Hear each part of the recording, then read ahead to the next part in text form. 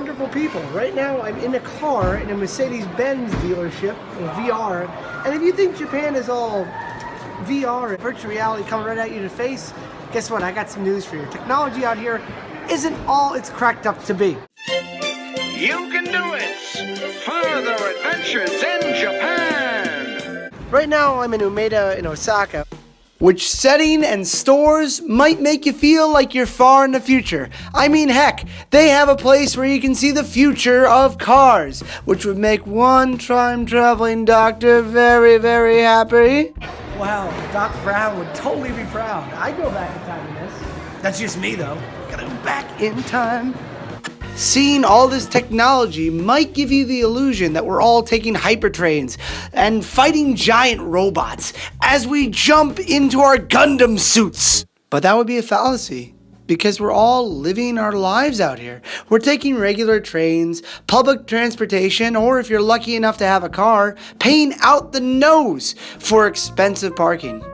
I think the best way to describe technology in Japan is it's made for your convenience. It's made to expedite things, to make life easier for you out here.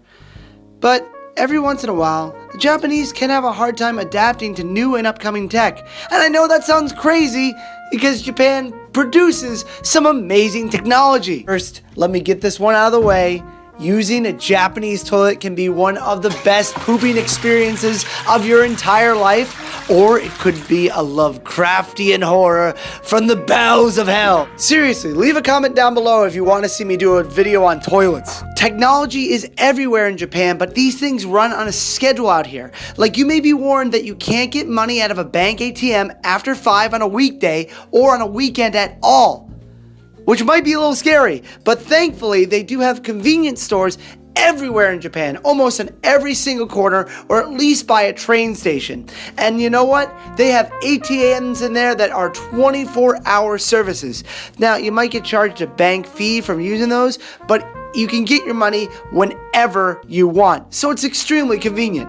Also, you can pay your bills at those convenience stores as well. Also, if you don't have a data plan on your phone, most convenience stores have free Wi-Fi. I lived off convenience store Wi-Fi for a complete year. You know, if you find yourself with a powerful and mighty thirst, don't worry, every corner of every street has a vending machine. You can seriously find these things on the top of mountains. But if you're a real drinker and you're looking for something a little stronger than Coca-Cola or soda products, you can find an alcohol vending machine that would sell beer and also nihonshu, which you probably know as sake. And if you go out to eat, you actually might see a vending machine before you actually see a waiter or a server in a restaurant. And this is a life tip here. You can actually match up the pictures that are right next to the vending machine and pick which one you want. Then you walk inside, give them the receipt. This allows the business to focus on making the food instead of trying to figure out what the customer wants, expediting the whole process and making the whole eating experience faster. Sometimes though, it can be a bit overbearing. Like if you go out to eat and they just hand you an iPad loaded with software that you don't understand, and in order to order food, you have to be taught this software. It kind of loses its human element. Technology can connect you or disconnect you depending on how you use it. Especially in a society that prides itself on being super efficient, sometimes you don't feel like there's a human there that can help you. It's all Cyberdyne systems, Skynet, giant robots and machines that are actually watching us from a pod that's generating their city. Wake up, sheeple! But I digress. Sometimes you find strange things with Japan's technology. Like, did you know if you have an iPhone from Japan, no matter what you do, no matter what you try, if you take a picture, you will always hear the digital sound of it taking a picture. Why? Because they're afraid of perverts abusing the power of the silent feature of the phone. If you do come out to Japan to live and work, make sure you know how to use a fax machine, because they still use those. These are obviously little complaints. Things are changing day by day out here. And you know, recently there was a mock drill at the Tokyo Skytree where they used a megaphone that translated instantly from Japanese into English. Did it work perfectly? I don't know, I wasn't there.